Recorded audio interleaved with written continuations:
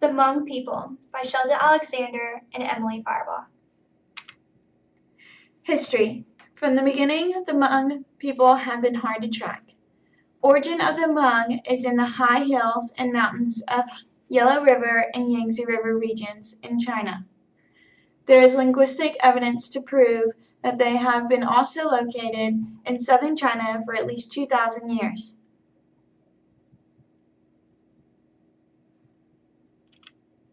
History continued. The Hmong people have been subject to abuse. Kim Lacey Rogers wrote in the 18th and 19th centuries, while the Hmong lived in southwestern China, their Manchu overlords had labeled them Mao, barbarian, or savage, and targeted them for genocide when they defied being humiliated, oppressed, and enslaved.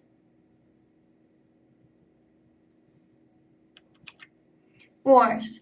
From 1919 to 1921, the Hmong of French Indochina revolted against the colonial authorities. The French called this the War of the Insane. The Hmongs called it Raj Paj Kai, named after leader Paj Kai, means the War of the Flowering of the Law. Wars continue. The Hmong fought Communist Pathet Lao in Laos. Allied with Kingdom of Laos and the United States, the victory was in 1975. After the victory, Pathet Lao responded by campaigning of near genocide, killing 100,000 of 400,000 Hmong in Laos. Culture. Hmongs have a dominant hierarchy within the family, which means males are dominant and the father is the head of the household. If a woman does not want to marry a man and he kidnaps her for 24 hours, she has no choice but to marry him. It is not proper to spend the night with a man you are not married to. When two people are going to get married, the man has to pay the bride's parents in order to take the daughter away.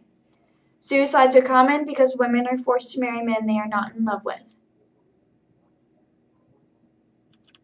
Culture continued. Hmong spiritual practices run on the traditional basis of shamanism. Hmong families who live in Thailand, Vietnam, and Laos live mostly by agriculture and hunting. They have farm animals, but mostly keep them alive for spiritual sacrifices, not for food. Here's a video of the culture.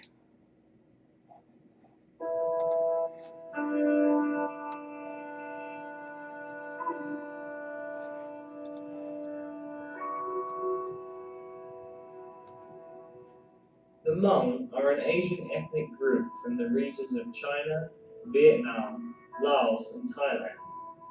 Hmong people who are known to be fiercely independent are rich in their culture, art, religion, and family life. They are distinguished by their dress and their language. During the Vietnam War, both France and the United States governments recruited thousands of Hmong people in Laos to help fight against invading military forces from North Vietnam, known as the Secret War. Hmong people were singled out for retribution by the communist takeover of Laos in 1975. Hundreds of thousands of Hmong refugees fled to Thailand seeking political asylum. Thousands of these refugees have resettled in Western countries since the late 1970s, with the majority being resettled in California, Wisconsin, and Minnesota.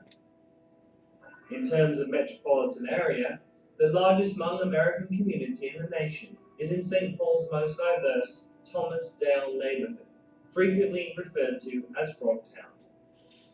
Frogtown is a St. Paul neighborhood built largely by immigrants. Years ago, Germans settled in the area, living and working around University Avenue. Today, Frogtown is a thriving culture mecca, an epicenter of Hmong culture in Minnesota.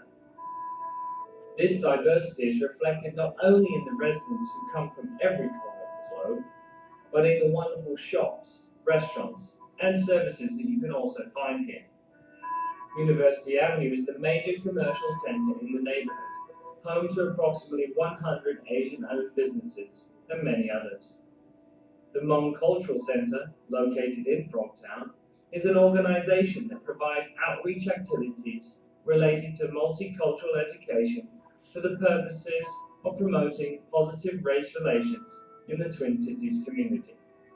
In order to respond to the needs within the diverse community, the Hmong Cultural Center offers community education classes for refugees living in Minnesota. It provides comprehensive and interactive multicultural education about the Hmong to groups in Minnesota, the Upper Midwest, and the entire United States through its groundbreaking one-on-one workshops and webinars. Some of the topics include Hmong history, roles in the CIA's secret war in Laos, traditional religion and shamanism, traditional beliefs about health and medicine, marriages and funerals, along with language and embroidery, etiquette and communication strategy classes. In addition, the Hmong Cultural Center provides a workshop that helps refugees obtain their citizenship, which is extremely valuable to the Hmong community living here. The Cultural Center also offers a collection of more than 570 books, dissertations, academic journals, newspapers, and videos, making it the largest collection of Hmong-related library in the United States, all easily accessible to the community.